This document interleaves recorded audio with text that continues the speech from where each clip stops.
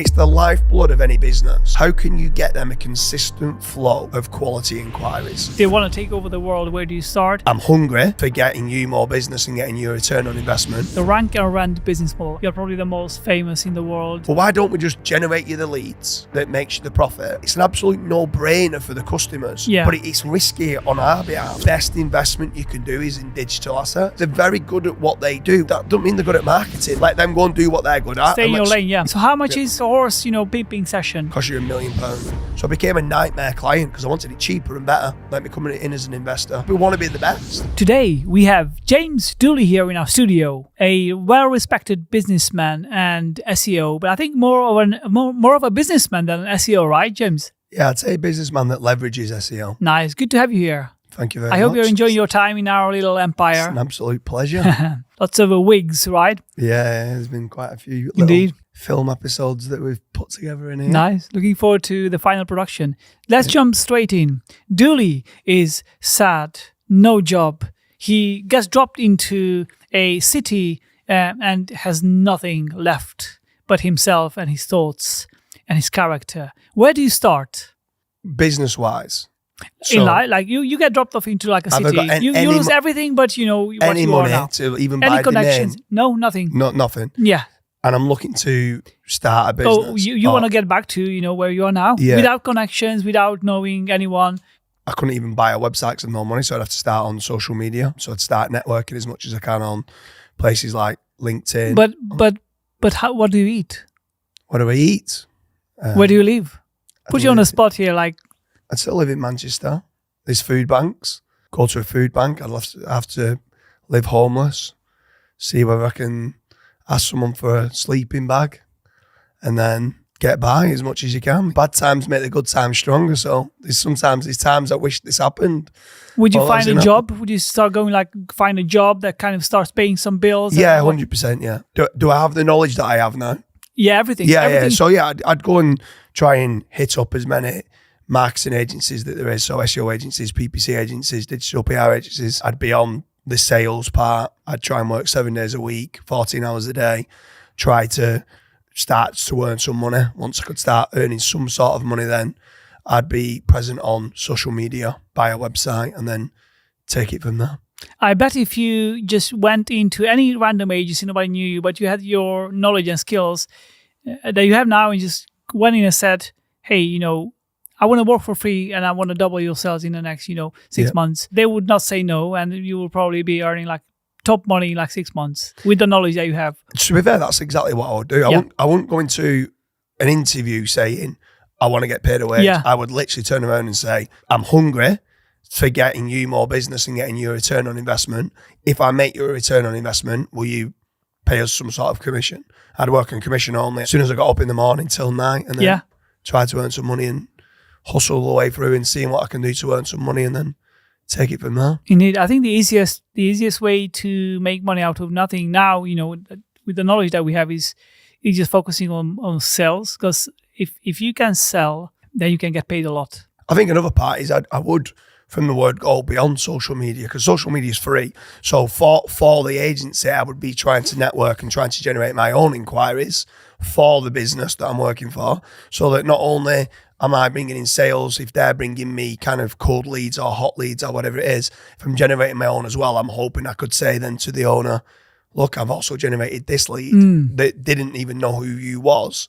And then try and grab hold of any case studies and stuff like that of what the business has got, share it all over the place and shout it from the rooftops and see what I could do. Nice. That's good. 'Cause I think many people, even maybe they do have a place to live, they do have food, but they don't know, how to, if they want to take over the world, where do you start? If you want to take over the world, I think that, as you said, the place to start from is, just selling. Yeah. Selling is what pays a lot of money instantly, almost. If you know how to sell, if you like selling, because some people might not like selling and might not like to be rejected. And I think selling would be the first thing to start. I think something else that's important as well is I went into 10 different companies. I'd want to try to find the company that sold the best service. Yes. I don't want to sell snake oil. Yeah. So I want to try and make certain I'm selling something that I genuinely believe in. Because if it's an easy sell then. I'm genuinely sitting down with someone or I'm on the phone to someone and I genuinely believe it's the best Helping product them, that there is. So, and yeah, I'm helping the customer to get a return on investment. That's a very good point. I think that's important as well. Not just, well, these pay the highest commission. If I didn't believe in what I was selling, then yeah, I wouldn't want to join that company, because I know that if I did believe in it, I know that not only would I be able to sell it, but they'll stay around and they'll reorder. Yes. And that existing client would then become a monthly recurring revenue client, which is the best type of client that you can have. Good point. Don't just sell, but sell the right thing. What is your upbringing like? Who was James Dooley when he was like 8 years old or 10 years old? I've had a great upbringing, to be honest with you. I've got an amazing mum. My dad passed away when I was 16, but he was an amazing dad. He was always there for us. He was hard on us, but love him to pieces for everything of what he did. At the time, at 8 years old, at times you was thinking he was too hard on you, but he just instilled love and respect. And I think that they're two big attributes of what you need in life and two fundamentals that have now got me in good stead. So I had amazing parents. I've got two older brothers. For 3 sons, you'd think that you used to fight tooth and nail, and actually we didn't.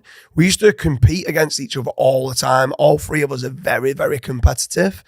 We used to play every sport you can think of, whether it's squash, tennis, football, rugby, literally running up and down the street, whatever, Kirby, whatever it could be that you could play. You had to be the best. You had to be the best between the 3 of us. Yeah. And I was the youngest. Up until being maybe 12, 13 years old, I was nowhere near the best. And I'd play them both and I'd get beat to them both consistently. And I remember one time, you say at 8 years old, it's a funny age that you said that. It's because at 8 years old, one of my first memories that I remember of me being now in hindsight of who I am today, and I've got this amazing bounce back ability, is as they used to beat me all the time in sport. And I remember one time I was crying, I'm hitting the floor and I'm like, and I've got tears in my eyes because I'm getting beat to them both. And I remember my dad came home and says, are you just going to lie on the floor and cry, or are you going to get back up and go again? And that sticks now in memory, very, very vivid memory now. And when things go wrong, which they do consistently every single day, these things that change and that you need to adapt to, that put me in good stead. So like when we've spoke about yourself and your upbringing and stuff like that, and you've had a hard upbringing and stuff like that, I've had a lot of failures in my life at a young age. And I think that when I say failures, just being beaten a lot of challenges, times, and stuff like that. And I do feel that sport, and I do feel that like challenges consistently makes you a much better and stronger person. Like I do worry sometimes for the younger generation of today, where they're sat on their iPads inside, and I want to make certain for my kids that they're going to be out, that they're going to be playing tennis, that they are going to be the best version of themselves, and going outside, having the fresh air and having these challenges, because that's what I feel put me in good stead. 100%. As you said, sports. So I just remembered, from I think the age of 10 until like 13, the way I spent my summers was on the side of the road wrestling. I know there was a neighbor guy who was like obsessed with wrestling. He was the same age as I was, and he was like bigger, like twice my size, but we were like wrestling all day. Sports is so powerful in life and in business and everything. It's amazing that you mentioned sports. Fitness and activity is huge, like for health reasons as well. But then also it teaches you, like something else that my dad used to always teach us was, if ever I did anything wrong as a kid as I'm growing up, he would never, ever, ever let me miss training. That was one thing, because he was like, you are never letting your teammates down. If ever I did something, he was like, for me not to go training was not that it was for me and it was like, oh, you're allowing him to get away with things. It was like, you do not let your team members down. For everyone else. You have this team mentality, and especially in rugby league, which I used to play a lot of, and I used to play a lot of football as well. Still play football now. But that team mentality of helping each other out is, I think that's also a great attribute that's helped me with business and with work, because there's a lot of things I've had to develop my skills on that the UK educational system don't teach you, like finance and stuff like books we've spoken about, like the law of attraction and stuff like that. I never really learned about that until I was in my 20s. And they've been very, very powerful messages to myself. But I feel like at my roots, from the playing the sport and being beaten and having this bounce back abilities. That's what's kind of made me who I am today. Amazing. That's allowed me to scale. You mentioned the feeling, responsible for the team. Yeah. I'm with you, because if there are days when I'm a bit, lazier than on other days, and I feel like I let myself down, but then I feel like the worst feeling is when I feel, I let my team down. I know we have the wages to cover and we have everything. And if I'm not really going for it, I feel guilty. If I let myself down, it's fine. It's okay. But when you feel like you let somebody else down by not doing the right things at the right time, it's the worst feeling in the world. I think also it teaches you, which is another huge fundamental, is social skills. Sometimes it might not be politically correct in today's kind of world, but if a team member's not pulling the weight and they are having a lazy day, sometimes they need that little bit of encouragement. Just like if I'm playing centre midfielder alongside another centre midfielder and I'm doing all of his running, I'm going to tell him, stop being so lazy, come on, or I'd be like, what's up, are you injured? Or and I try to understand and digest what is wrong. Because they might have problems at home or something. Yeah. Like within the workplace now I'm talking about, so you can try and remotivate them and help them out and stuff like that. And sometimes it's not having a go. You just want to understand what the problem is. And if it is just through having a bit of the nutrition's not quite right or something like that. So we just bought little things like fruit bowls and lots of water in the office and stuff like that to make certain that the nutrition is good and that they're hydrated and stuff like that. And I always feel it's come from the backbone of sport. And being able to socialise with others to physically say and look at them in the eye and say, what's wrong? Yeah. And sometimes not having those social skills can hold a lot of people back. Playing on iPad all day versus playing football on the field with team members who, when you accidentally bump into each other and you hit each other like accidentally, and then you have to, let go and apologize for that person. You don't develop those skills on the iPads. Yeah. Let's get into, SEO and more, kind of technical stuff. So let's say you had to start from scratch again, getting back to there, but there was no SEO and there was no online, there was no SEO or digital marketing. What type of business would you start in order to, make a good living? I love having a team around me. I love being like a project manager. Prior to me doing SEO, I was a project manager. So I would probably start and be an entrepreneur within a company. So instead of me, I've not got the money, so I'm going to now join, almost like what we said with regards to the SEO agency that you're going to work for to do sales. I would join a construction company, or I'd look around and just see who's doing well financially and who's got a decent brand with nice vans on the road or nice newsletters if there's no SEO, and try and find someone that I feel that have got a good business around them, join that business, be a great team member, make certain that all my other team members around me like to play with that footballer, so to speak, but like to work alongside me. And with the work ethic that I have, I know that the cream rises to the top. Yeah. That I know that in time I'd be able to motivate other team members to grow that business. And then the CEO would reward me indirectly, because if he's a CEO and he's a clever businessman, you look after your A players. It might be further down the line, I might decide to help develop an extra team and say, is there any chance I can have some shares in this extra team or something? But I'd start out being an entrepreneur and just work my way up, find my way and see what works best, whether that's a roofing company, a plumbing company, an electrician company, whatever it is. If it's not SEO, you'll find a way very quickly, and I'm willing to learn and adapt of whatever attributes and lessons that I need to learn. You learn on the job. You learn from others around you as well. By the way, you would go into trade business. I made a funny post. I'm going to start providing plumbing training because SEO is dead. Almost like the sarcastic post, SEO is dead. Yeah. Now I've launched my own course, but it's not an SEO course. It's a plumbing course because SEOs will become plumbers. Also, I would find a way. If the whole internet went down, so there's no social media, there's no SEO and stuff like that. If there's still people that need trades, or if there's still people that need to order something and they're not ordering it online, they'll be still needing a roof repair. They're still needing someone to clean the carpet. They'll be still needing a cladding company or a window fitting company, or if they're locked out the car, they still need a locksmith. They're not searching on the internet. How do they then find? If it means that I have to get better at graphic design, I'd find a graphic designer and do leaflet drops. I'd go to local meetups, to breakfast clubs and stuff like that. Not a lot of them are free. Televisions, and it's expensive to do this yet, but if you started to build up money, television ads and radio ads would be off the record. Do you know what I mean? Yeah. Like, still to this day, I actually own an offline marketing company that does billboard advertising, radio ads, bus stop advertising, leaflet drops. Everything that was there before the 90s, right? Exactly, yeah. So they still need it. Yeah. So you just got to then try to find how can you get the companies, which is the most important, and it's the lifeblood of any business. How can you get them a consistent flow of quality inquiries? Yeah. So you can forget the sales part, which we've spoke about, which is very important. Prior to the sales, you can have the best sales team in the world. If you don't have a consistent flow of quality inquiries coming into your business, there's nothing to sell, nobody to sell to. Yeah, exactly. Let's jump into, I know you're an expert into the small business, or like the trades, businesses, right? Yeah. Online marketing for those businesses, because we know you have lots of websites in these industries. Yeah.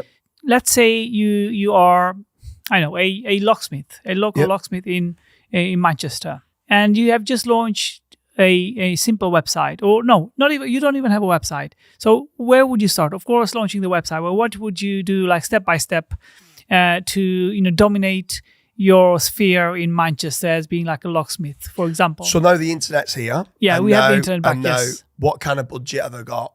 Because it would matter on the budget. Okay, what's a typical locksmith that let's say, because you did take on locksmiths that didn't have a website. Yeah, so what was their yearly kind of revenue? So if I was to turn around and say, right, okay, Mr. Locksmith, you need to give us £2,000, and then we will start from the £2,000 to generate you a consistent flow of quality. £2,000 a month?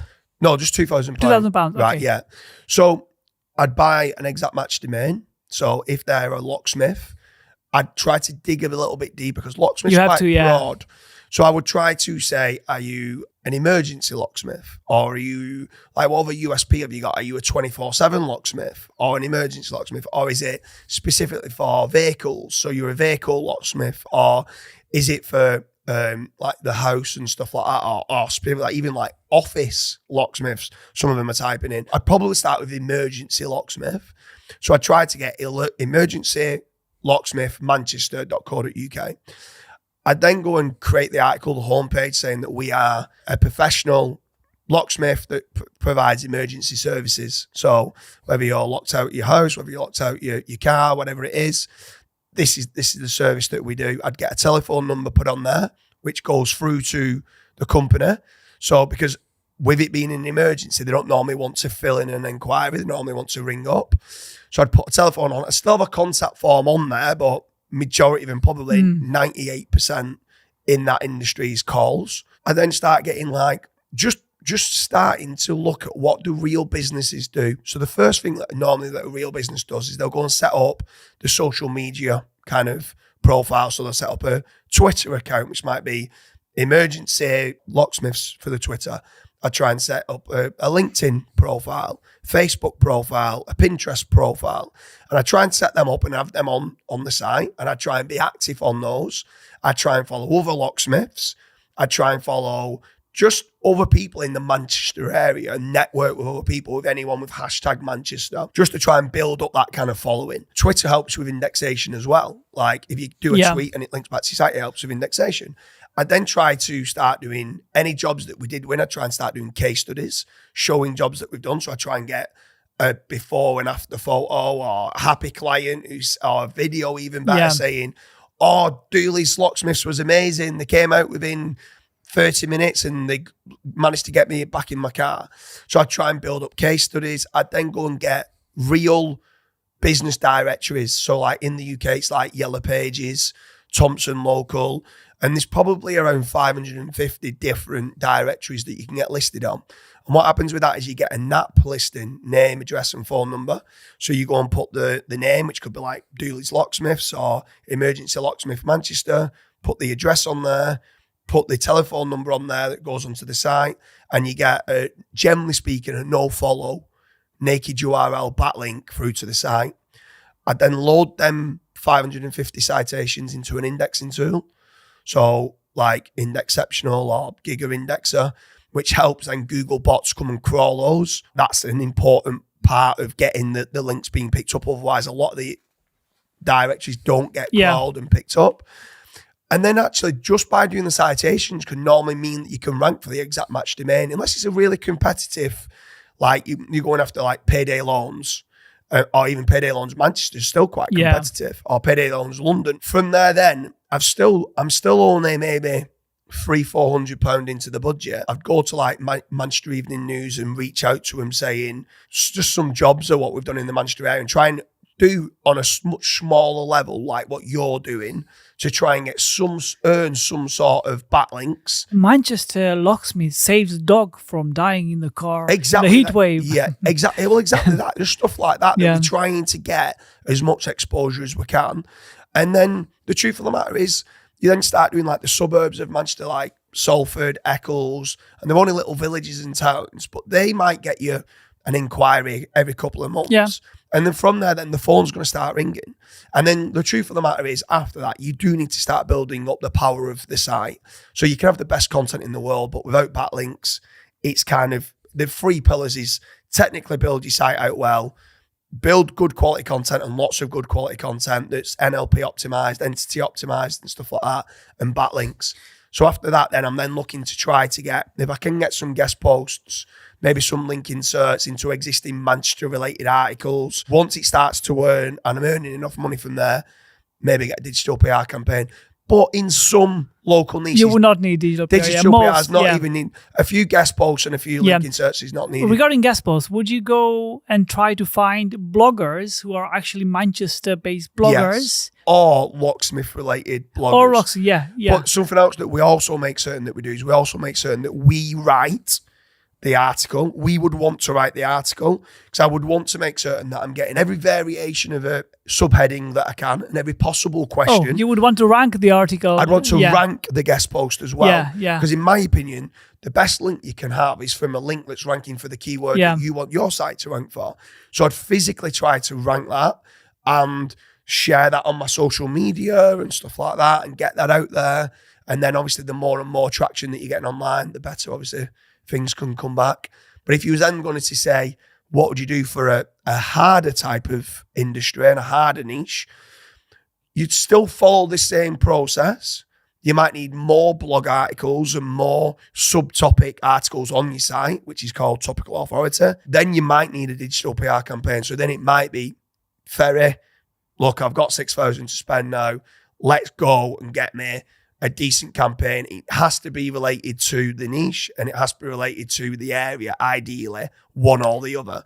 And then you then go and work your magic and you'll get us hopefully 10. I'm not bothered if it's do follow, I'm not bothered if it's no follow. The really high DR sites, they move the needle, you get one of them. And in the more competitive markets, they are needed in local as well.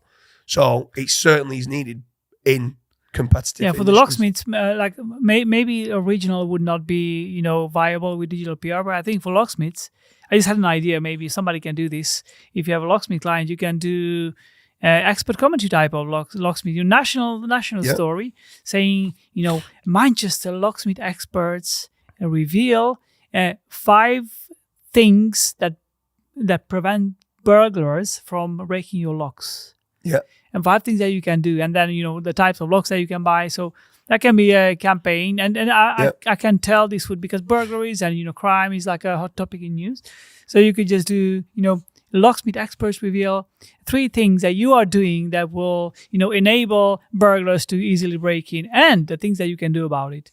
Boom, 10 links instantly. Express, Daily Mail, all of them will cover it. The funny part of where your ideation comes in, we actually do quite a lot of ideation when we're choosing industries, because we try to find, where can we find an angle? We're always looking for trending topics. So like one of our fastest growing niches was, we do quite a lot of cladding, right? Oh, wow. But actually for a lot of the cladding that you do, there wasn't fire resistant.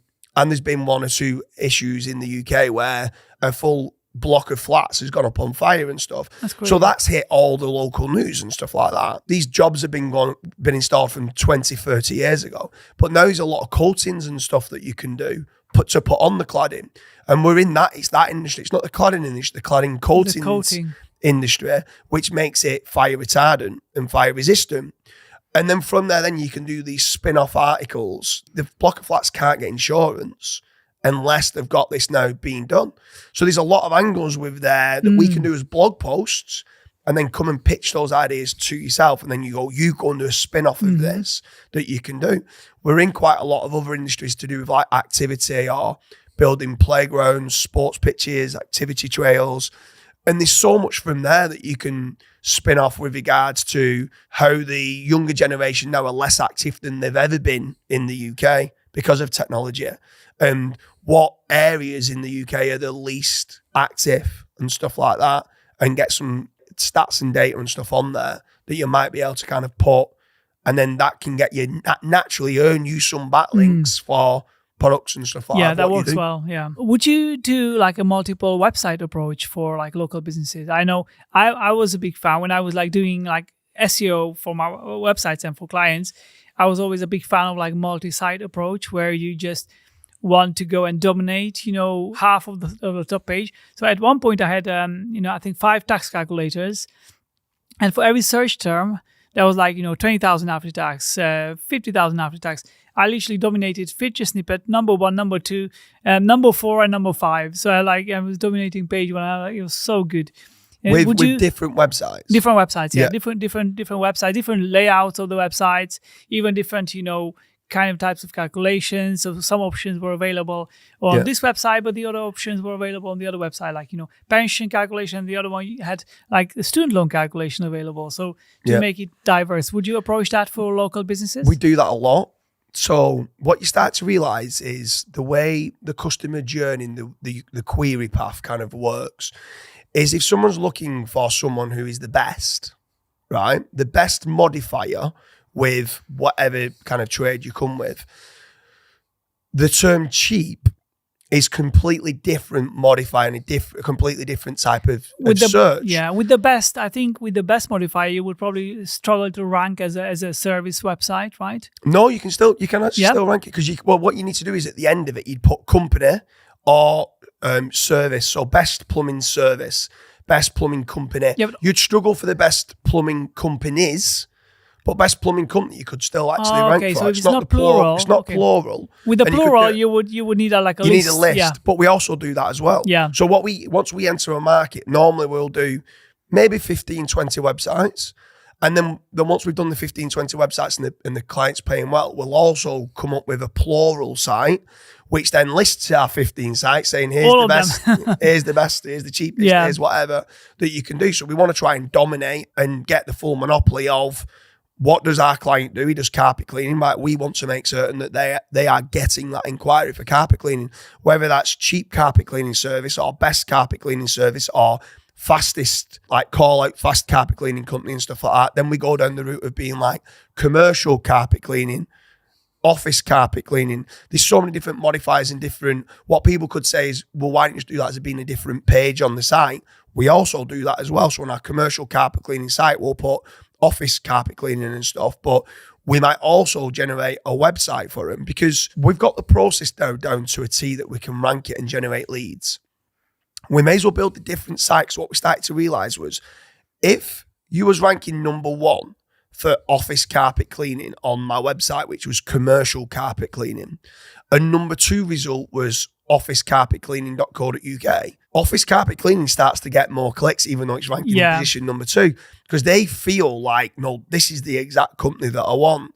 I want someone that specializes in that. Office, more specific. So it's like if you started to go and sell guest posts and link inserts and other products at Search Intelligence, if you specifically just did digital PR and you're known as digital PR, that's what they're going to come to you for. Yeah. If someone then starts going, oh, you want to go to Ferry for guest posts, it's like, I'm not as an expert in digital PR. It'd be difficult for you to also try to start rebrands to sell guest posts and stuff. And yeah, very true. And that's why we are not selling anything else, right? That's why we stay in the lane of digital PR. Which is why you've become the market leader in digital PR, because you focus, you put all your systems and processes into being the best at what you can be in that service and in that niche.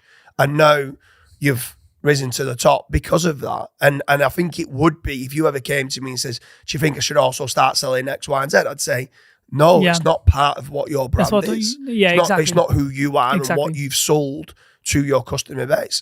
Or if ever, let's say you did come to me as a client and let's say you just did want to sell other services, I would create micro brands. I wouldn't put it underneath the search intelligence. I'd do a guestposting.co.uk website or whatever it is that then just goes, we just do guest posting on that site. It will be a different brand, as you said, different kind of identity. And it's worked really well. It's not just local sites that we've managed to build out for businesses. Any business that needs a consistent flow of quality inquiries, which is nearly every single business there is in the world, including yourself, let's say, that you need a consistent flow of quality inquiries. You want a consistent flow of new customers coming through on your mailbox saying, hi, Ferry, I'm looking for a digital PR campaign.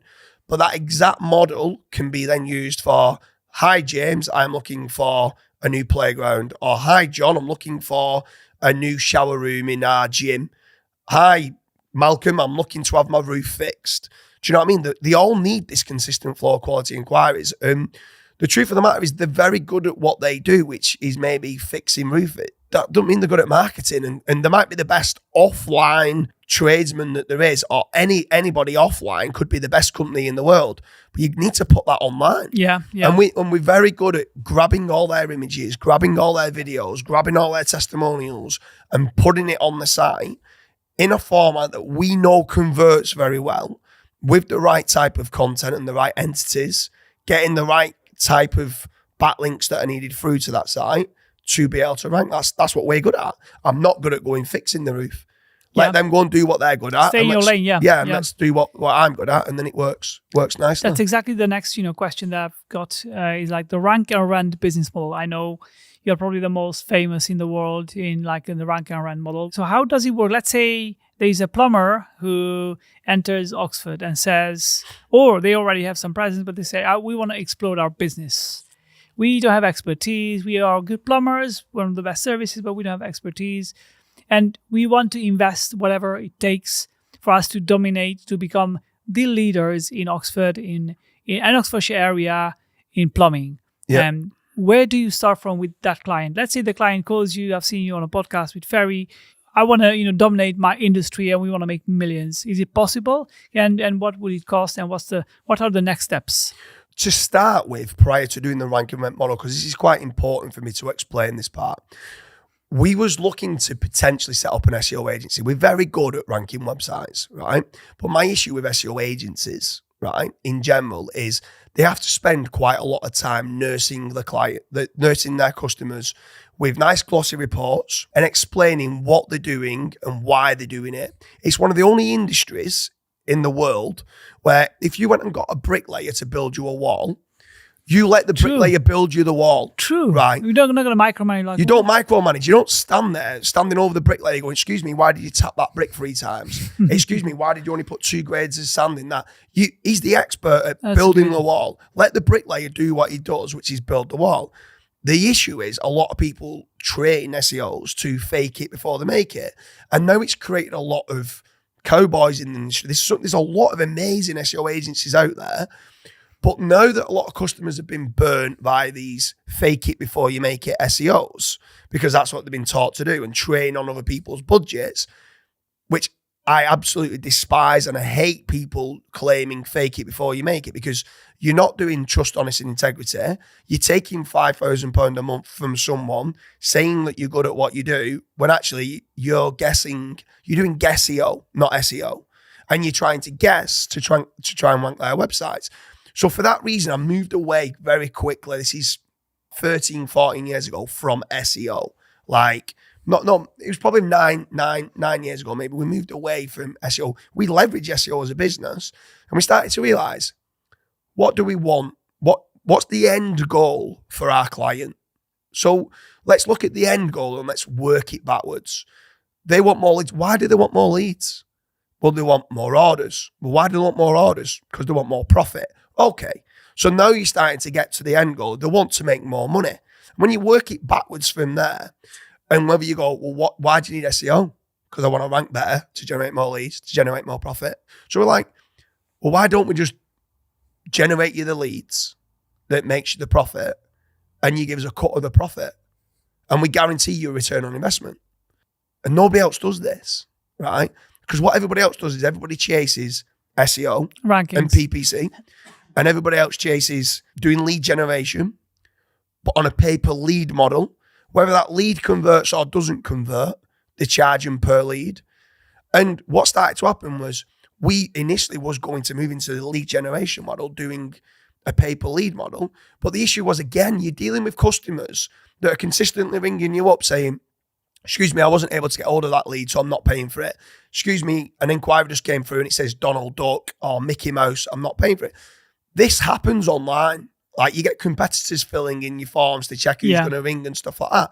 So when you start understanding that not every lead is a good lead, and that's just part and parcel of business, we just say, I don't want to have a big sales team that's consistently not arguing with clients, but like, I don't want to pay for that. I do want to pay for that. And you're having this like debate of which leads do they and don't they pay for.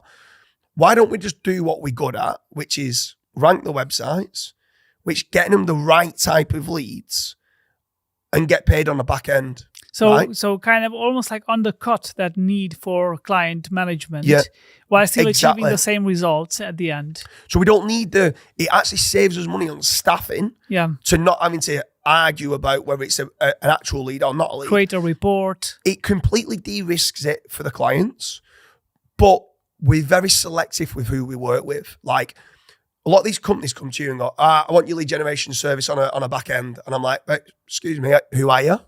What is it that you do? Is it a good product? Like, we try to understand who is the company? Are they providing a good service? Because if they're not providing a good service, I don't want to work with them. Because I want to work with these people long term. I'm going to build them a site with their photos, with their videos, optimize it properly. I want to make certain that I'm not here for 2-3 months. I want a monthly recurring revenue stream that for the first 2 years, I'm not bothered about profit from that client. I'm bothered about building it, that now we've got to a point where they're generating, whether it's 10 leads or 50 leads or 200 leads a day, however many it might only be 1 lead a day.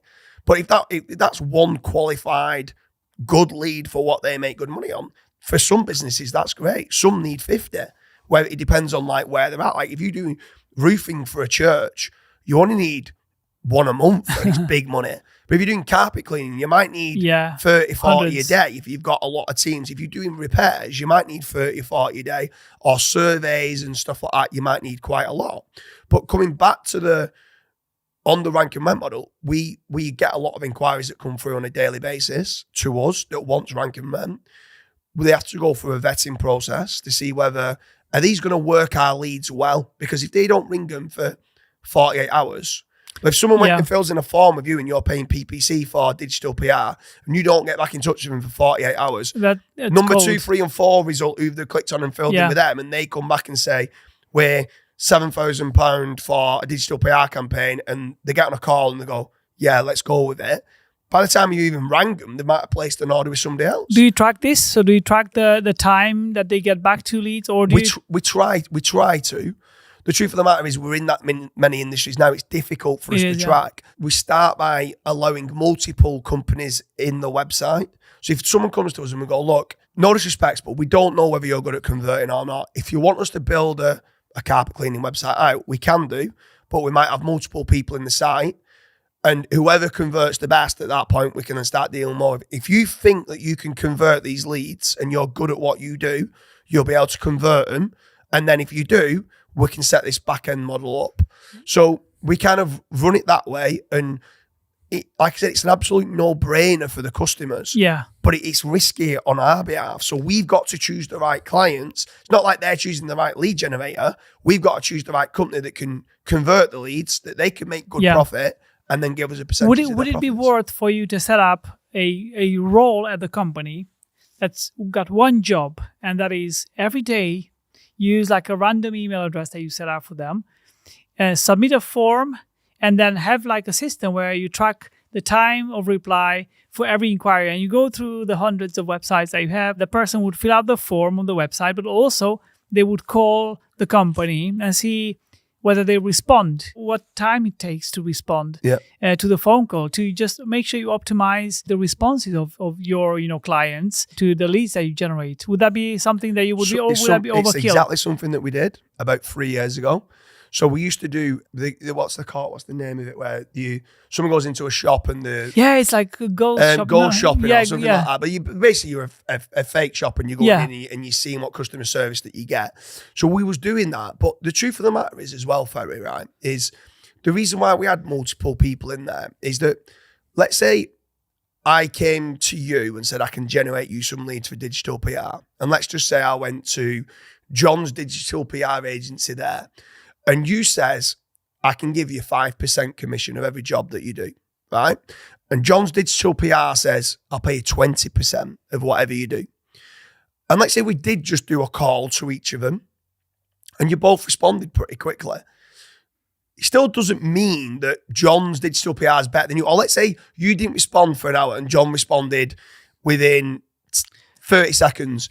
If his product is not good enough long term, he's not going to sell much of it. If he's not got the cases and stuff like that, I'd prefer to have 5% of someone that wins a lot of work than 20% of someone that doesn't. Yeah. The truth of the matter is, when we had 5 companies in, which normally is for around 3 to 6 months, we might even add more than 5 in as well for a certain industry, the cream rises to the top.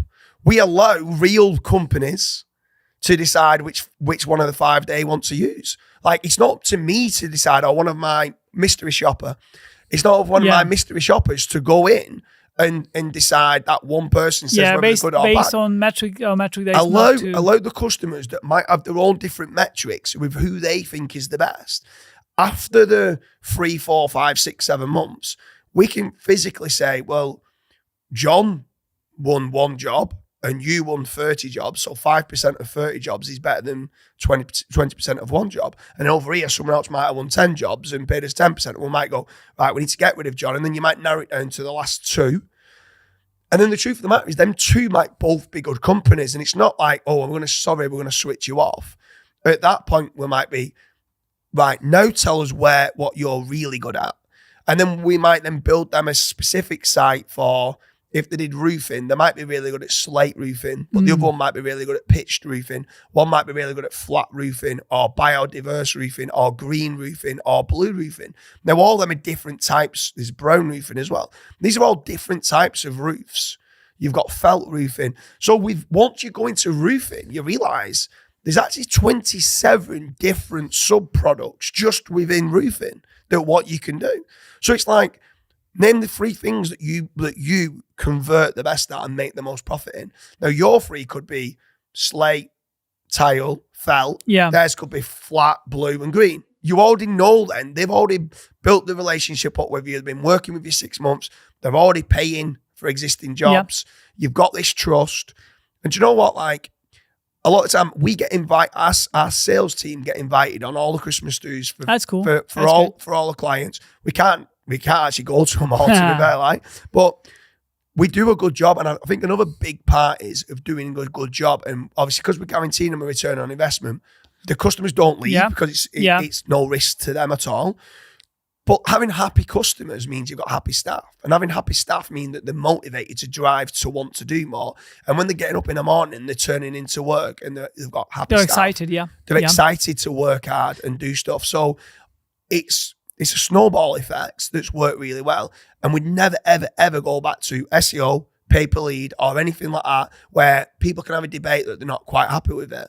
The only time someone's ringing normally is because they're going, we've got this new product. we've got this new product. And as we've got this new product, we want you to promote it. That's generally the only phone call. Too many leads is actually has been a problem. But because there's certain customers where they'll come to us and they'll say, look, we've gone from 2 vans to 10 vans on the road, but I'm having a lot of stress in dealing with 10 vans on the road. And I was like, look, we've never told you to go to 10 vans on the road. We're just providing you with the leads. What we would say is, if you don't want 10 vans on the road, there's one way of you leveling out, not having 10 vans on the road, which is upping your prices, make more profit. Yeah. We get more kickbacks anyway. So up your prices until it's at a point where you might be winning slightly less work, which is what you want, is what you're telling me. Less work for more money. Less work for more money. So you might only want 4 or 5 vans on the road. That's absolutely fine. You're doing it at a higher ticket margin. We're getting paid on a higher ticket margin. We're happy. You're happy. I don't want you to be stressed running 30 vans on the road. And the clients are happier because they have more capacity.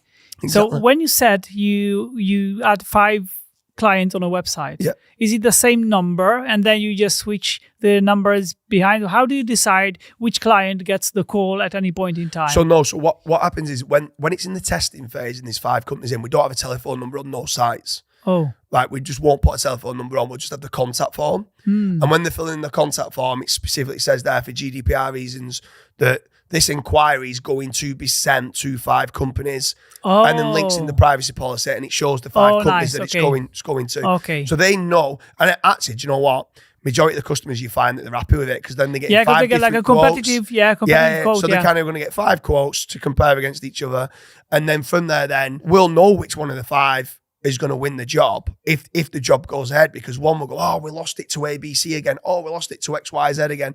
And when someone keeps losing the jobs all the time, you're starting to go, well, all these different customers keep saying that ABC's better than you. Yeah. And then when the cream rises to the top, we start to realize that they might be really nice on the phone, they might have nice letterhead, and they might have a nice website. But the service is not as good. The sales team, or there's something that's not quite right for us to provide them with the leads. So what is your vision with this business, with the rank and rent? And also, do you also like diversify your income stream? I presume the bulk of your kind of income comes from that, like the rank and rent model. But do you also diversify into like some other businesses that generate some extra kind of revenue? So the vision for the rank and rents is I'm going to continue to grow it. I absolutely love what I do. This team love what I do. I don't need to grow it. I don't need to keep wanting to evolve and innovate and keep looking to go forward. But for my team, I do. And that's very important.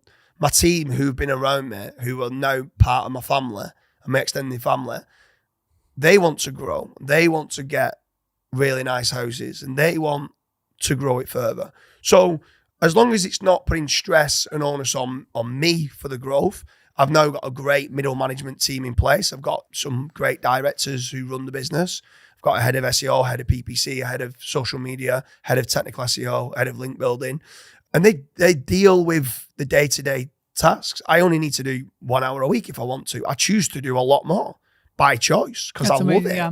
So, and I love going into work and they're all my friends that are in there and I love their having problems, coming in and they're coming to me high five, we've got this new client and he's really happy with it and he's upped his budget and stuff like that. And like, oh, well done and stuff like that. Those mini successes we celebrate because we want to enjoy the journey. And I love the journey. These customers are getting a lot out of us. My team are getting a lot out of having happy customers.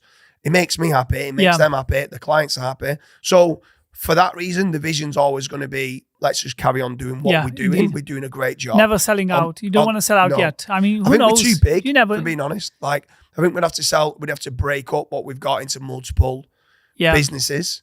To make it make sense to actually sell some of it. I feel like a lot of the people ahead of the markets now could probably go off and do their own thing, but they work because they love it and they love working with myself and they know they've got full support from me and stuff like that. That if I did try to sell, I think it would break up the business. And I think by breaking up the business, it'd be a risky sale for someone. Yeah, normally they want an earn out. And for that reason, I'll just internal sell to the team and let them keep earning more money. Yeah, that's the vision. But with regards to others, everything that's an expense, so everything that we start to spend a lot of money on, we're spending £80,000 a month with Searcheroo. You know Carl Hudson well. So Carl had a business partner called Tom Phillips.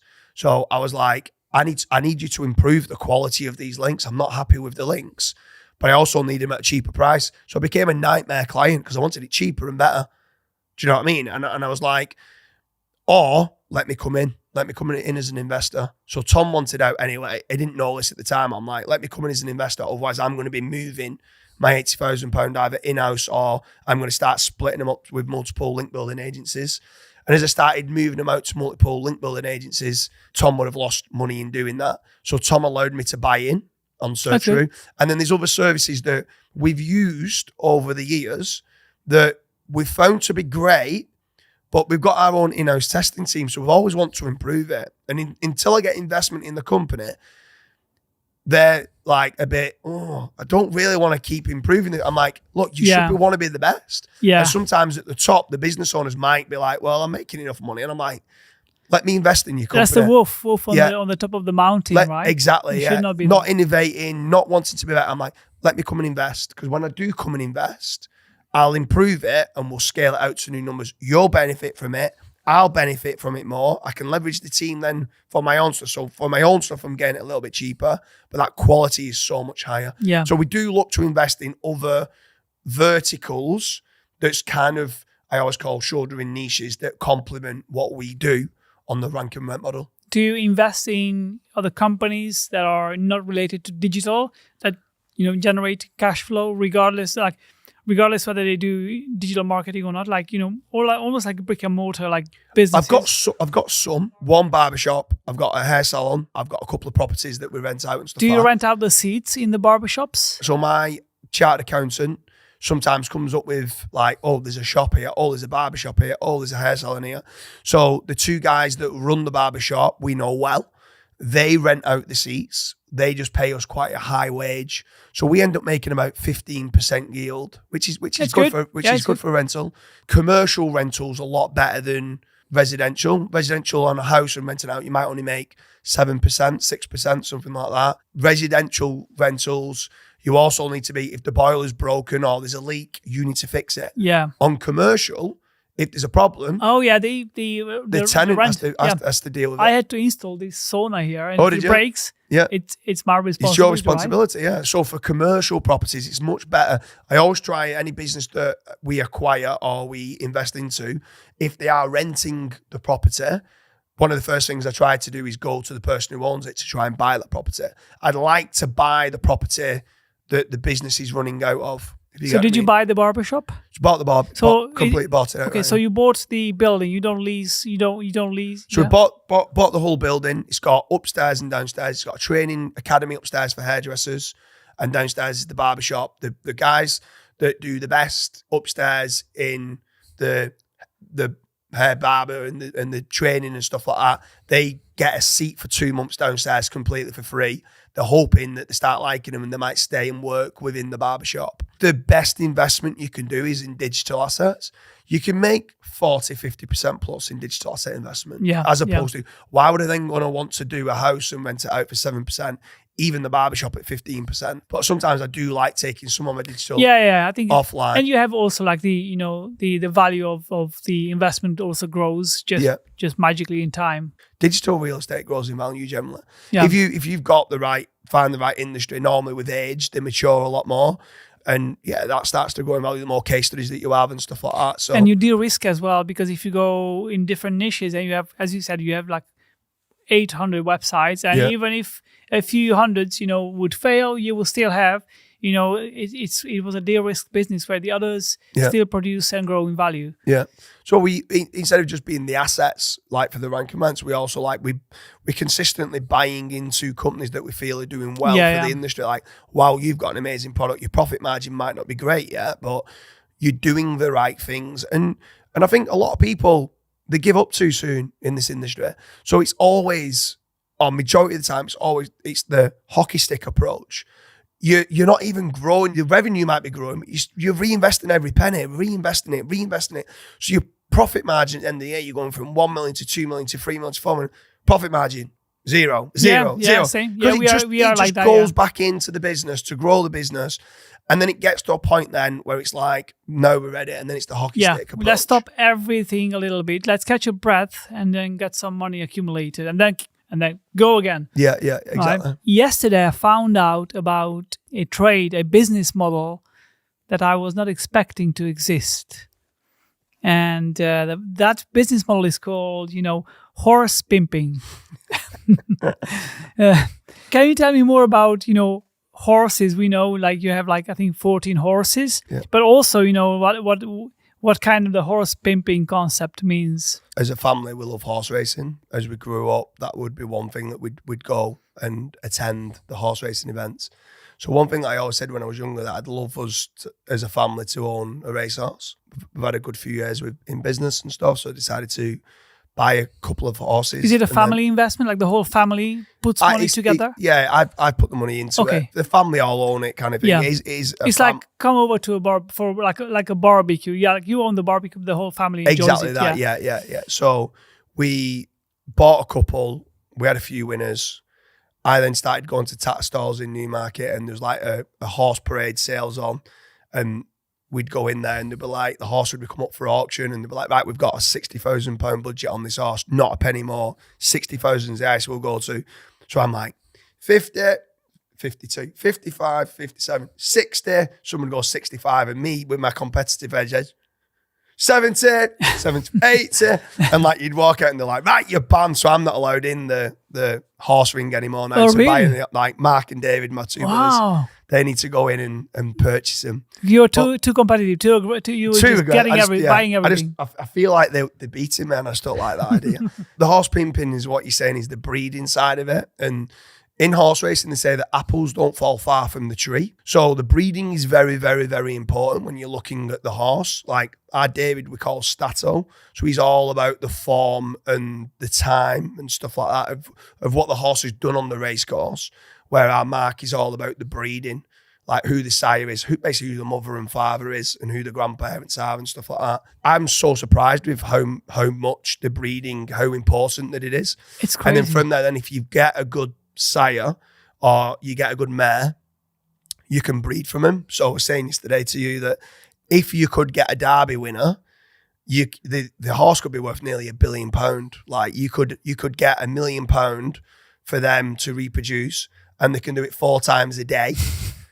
Can they do it 4 times a day? Yeah, 4 times a day. And that horse is like, that's why I say you're for like several months. You're like a horse. That's where it comes from, right? Yeah. So that's where the horse pimping comes involved. So we've just had a mare called Teddy's Dawn that we've just bred from last month. That hopefully next year. So how much is one, session? For us, like a horse. Let's say like a horse, pimping session. So pimping session is the breeding, to be covered by one of the best sires would cost you £1 million. If you've got the female horse, cost you £1 million. What do you mean? To breed? Yeah, to breed them. £1 million per. So for them to bring the male horse to the female horse. No way, £1 million. £1 million for a shag. So that's crazy. But that horse is, if that horse goes and wins a Derby, like you said, it's worth £1 billion. And this shakes. We can't afford anything close. Like we're not going buying. Yeah, of course. To buy these horses, to go and buy that as being a foal. Once if it's come out and everything's fine with the horse, which majority of the time it is, that might get sold in the sales for £6-7 million.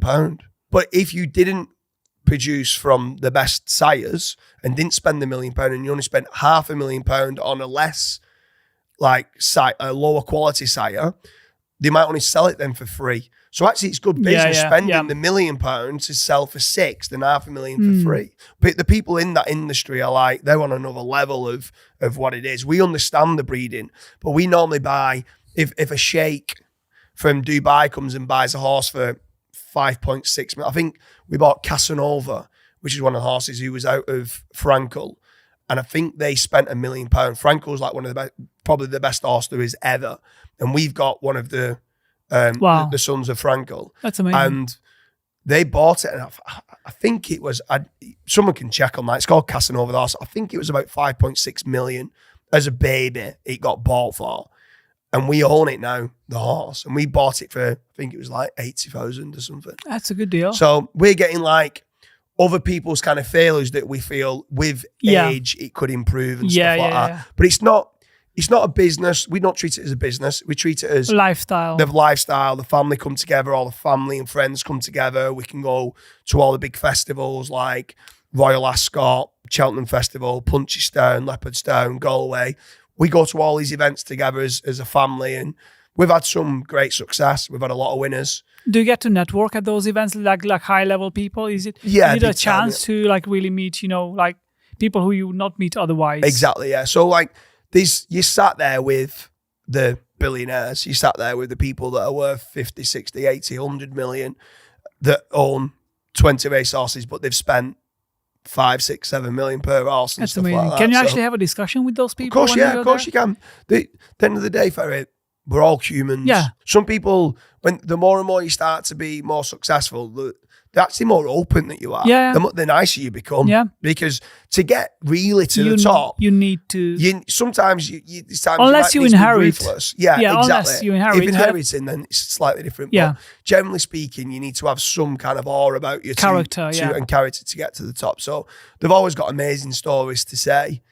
Like I love the events of speaking to these people. When you're speaking to people that are more successful and around you, you're just like, wow, my goals. I think I dream I'm thinking big. small. Yeah. Yeah, and it's like, I'm a peasant. Yeah, Do you know what I mean? Exactly, So, like, exactly. I was talking in Vietnam to the guy who owns like the car rentals. You know, I was Dan, talking. yeah. He makes like 40 million euros with like his businesses In I'm Germany. Like, in Germany Yeah. in a year, and I'm like, you wanna aim to 10 million this year. Like, why am I thinking small now after talking to this person? Like, that's the value of talking to those people. And as you said, he was so open, like sharing everything, like all the the money and how they do the operation. Like, this is crazy.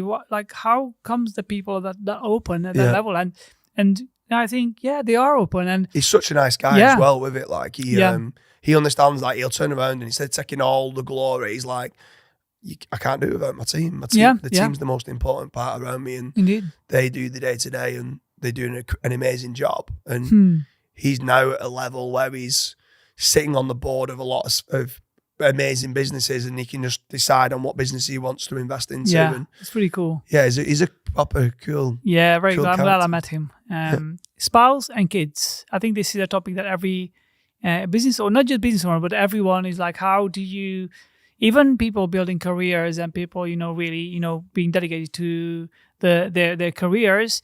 Sometimes I feel like we have to sell the vision to everyone around us, including our kids, including, our spouse, including our partners. What is your situation here? Do you have to actively, and just work on this, just handle objections with your spouse? How do you handle this? I've got an amazing wife, and they say behind every successful man is an absolutely amazing woman. That's not always the case, but like in my scenario, it is. She is the best mum I could ever ask for my kids. I've got an amazing daughter and an amazing son. That I want to be the best dad in the world. This competitive edge is now in my fatherhood. I want to be the best dad in the world. So I'm in a relatively fortunate enough position now that allows me to make certain I work when I want. So, and because I want to be a good dad, I try to make certain between 4 and 7 o'clock most days during the week, I'm like, when I come home, I'm like, right, let's get outside, because that's what I used to always do. Let's get on the park. Oh, it's raining, Mum. There's no such thing as bad weather, just inappropriate clothing.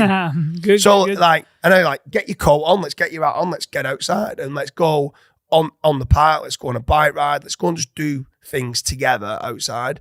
So I've got that, which is most days, apart from when I'm obviously traveling or whatever, or coming to events like this or to Brighton and stuff.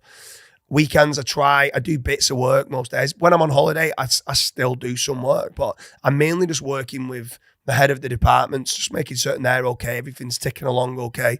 They're struggling with something, I'll help them out on that. But it's kind of a well-oiled machine. Like, we've had like people like Mad Singers and stuff like that, who's amazing, like management kind of mentor to come in and just take things away, and you get to a point where you start working smarter. And we have to get Mads into our company as well. Yeah, into management. so he's a great guy from a consultant point of view to work smart, not hard. You need people in the business that work hard, and if I'm being honest, I still work very hard. Yeah, like, it's not that I definitely don't do the 4-hour work week like what Tim Ferriss kind of preaches and stuff like that. I'm still grafting harder than ever, but she gets it. The kids get it. They get to see me a lot. They get a lot of nice perks, going on nice holidays. We've got a nice holiday home in Wales. But I want to make certain I'm a good dad as well. So in 2 weeks, we're going to Marbella with the family. And Scott, who's one of the heads and one of the directors of the company, him and his missus is coming. So me and Scott in the morning can talk a bit of shop and talk a bit about work and maybe go on a bike ride or something before they've even got up. So I can done my work before they've even got up, and then we can go on the beach and stuff like that. But we're meeting like Adam O'Hearn and Daisy that run like a large Filipino virtual assistant business. My wife gets on really well with Daisy and stuff like that. So we've got some virtual assistants with them. So he's coming over. So I try to make certain it's not a work-life balance. I call it a work-life integration. Yeah, work-life harmony. I try to integrate, but this is where I've got to be very careful with who I work with, because I've got to make certain who I work with I like, because I'm going to introduce them to my kids and my wife and my family. And I want them sometimes to come to the horse racing events and stuff like that. I'm a people person. And sometimes I don't look at the business. I look at the person who's running the business and say, can I work with them? Will they roll up their sleeves when times go bad? Because there will be times that go bad. And will we have a good time together? And that allows me then to be, I'm hoping the wife thinks I'm an amazing dad. I hope the kids think I'm an amazing dad. That's amazing. And that competitive edge, I want to be the best dad in the world. But it's competing with yourself. I want to make certain that I'm healthy and we can do things together and stuff like that. So I think it's important that you set that time for the kids, even if you are in your upward trajectory and you're in your growth and you might be nowhere near where you're dreaming to be. Yeah, I think you've still got to make certain you have that. Give back to the family, switching off and give back time. You've got to enjoy that journey, because we're here for a good time, not for a long time. I usually talk, when I interview someone, even on the street when I talk to somebody, where you come from, who you are, and then where, what's that old, person of you. How are you at the age of 80? You are like 80 years old. Most of your life is gone now. How do you envisage yourself being 80 years old from the point of, how you spend your day, but also the interaction that you have with others around you, like people around you, and how you're being looked at as Dooley, like James Dooley, who's had this life. How do you envisage yourself being at age 80? 80 years old. So 80 years old, I want to be the best grandfather you can be. So I want to make certain my kids' kids go, wow, he's the coolest grandfather that there is. I want to try and be active. I want to try and be out there. I want to try and be the best grandfather I can. I want to make certain that all the people that head up my businesses and I've left some sort of legacy behind, that their families have all been well looked after, and that they're inviting me on the weddings. So I've got loads of weddings I'm going to with all my family, integrating with all their family. Their kids are all like, your granddaddy's so cool and stuff like that. And I just want to live a happy life, and happiness is why we're here, and for fun. So I would say I want to be the best version of me at that age. Well, at 80 years old, I want to be the best grandfather that I can be. I want to still be have some sort of activity in some of the businesses that I have, just to make certain that the people that are running the show aren't stressed in any way, shape or form, that they're getting the right training, that they're allowing themselves to let go, not being a perfectionist, and that they're allowing them to grow, that they have the time with their family. Yeah. So, I want to make certain that they follow suit. I don't want any members of staff working 70 hours a week and being stressed. I want to make certain that they're following a similar lifestyle where they're enjoying the journey, they've got a happy customer base, and that they kind of look up to me, hopefully, and say, he changed my life. I want to be like that. That's who I want to be like. And you can build a genuine business on honest trust and integrity, that I can sleep at night when I'm 80 years old knowing that I've changed a lot of people's lives and left some sort of legacy, and I've not stiffed anyone over. That's the best legacy you want, when the more people you have saying, this person changed my life. Yeah. The more people who say that about me, the more I feel like I've fulfilled my mission in life. Modesty and humbleness. So you mentioned how you also, don't like to, it's good. We like to sometimes dress up fancy, but most of the time we are like, we are okay if we just go in like a ripped t-shirt and everything. Yeah. And also, just being humble and just keep your heads on, on your shoulders, right? Not becoming too fancy for the world. I think that's what you have as well. What's your philosophy of being, kind, humble, and I think you've got modest? To keep I think there's a saying, you got to keep your feet on the ground and not in the clouds. And you've got to stay humble. If you're not humble and you're arrogant, then you're not a nice person. If you're not a nice person, then people won't want to hang around you. I want to have a lot of people around me in life. I'm a people person. So to be a people person, I want people to like me. I want people talking behind my back going, oh, he's unapproachable, so arrogant. arrogant, he's doing this or he's doing that. Don't get me wrong. If I'm not saying to go and buy a boat, but like to go out on a nice yacht and stuff like that with all the family. I want to enjoy nice experiences. Yeah, and stuff, of course, but same. I don't walk around with lots of tattoos. I don't go walking around with top of the range kind of clothing and stuff like that. I'm all about memories and experiences, not about materials. And I just want to live a happy life. I've got like a pickup truck, right? It's just it's new, it's a nice drive, but I want a pickup truck so I can put like a football kit in the back of the car and stuff like that. When I drive down the street, people don't know whether I'm the office cleaner or whether I own business. Do you know what I mean? Like, it doesn't matter. And it feels so good. I was just saying this yesterday, when you go in, like among some people and they don't know who you are, and then you have like this ripped t-shirt and ripped trainers, and you start having a conversation, and then they just realize that something doesn't match here. Like, who is this person? The way he talks, the way he thinks, the way he interacts with people, there's something going on here that we don't know about. Just judging from his like almost even like attitude or like the looks. I love this thing, like just keeping it very low radar, very, very, humble. Even Jason Hennessy, who's got like a massive, business, and he makes a lot of money, but he's like in a grey t-shirt in Vietnam and walking around the street, like very, very modest. Sometimes, I did dress up in I'm not sure whether you've seen my starfish kind of outfit at the party, but like most of the time we don't. That's fun though. Like, that's fun, different. It's not doing it to be out there to be, oh my God, look, who I am. Look at me, look how rich I am. Respect me this is because, more, look at me, I'm a prankster, I'm a comedian, I'm funny. Indeed. This is what I'm about. You can laugh at me all you want. You can laugh at me. Yeah. Do you know what I mean? Like, this is who I am. I've still got that child within me that wants to have fun and have excitement. You've got to keep hold of that and understand what the journey is for.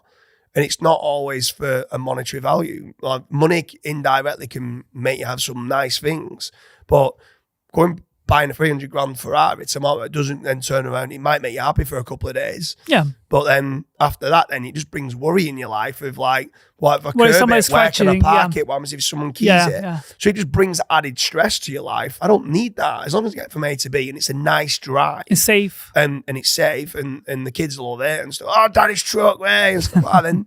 Then that's what I want. Thank you for being here. It was a great chat. And I feel like we could chat for like weeks about unlimited topics, and hopefully we'll get to have another discussion soon. Yeah, for sure. In the same way. Thank you very much for being here. Thank you, Fery. Pleasure.